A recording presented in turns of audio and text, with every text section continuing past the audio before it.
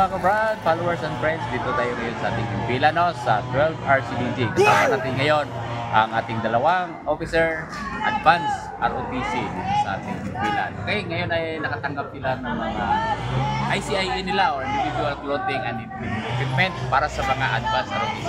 Okay, nandito si Cadet Officer Dinosta at saka si Cadet Officer Latorsa. Okay, so ano ba yung feelings isang Cadet Officer, Advanced Officer ng ROTC?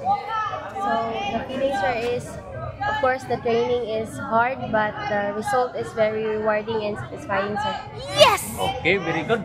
Thank you very much. Ito naman si Cadet Latorsa. Anong masasabi mo? Ano ba yung nandyan sa iyo? So, nagpapasalamat talaga ako sa Army mo sa pagbigay nila ng ROTC at sa pag-open nito sa mga kabataan, lalo na sa tertiary or sa college.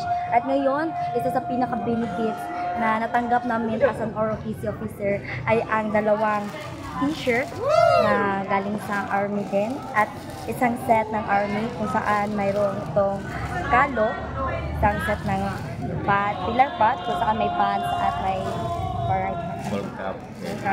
At isa na ding set ng combat boots. Ito ay napakahalaga sa amin at nakakatulong ito para sa amin.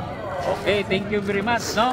Yun ang aming mga kadete official na mag-graduate na sila. Before graduation, nakakatanggap sila ng kanilang mga privileges na mga uniform. Kasi yan ang programa ng Philippine Army, no?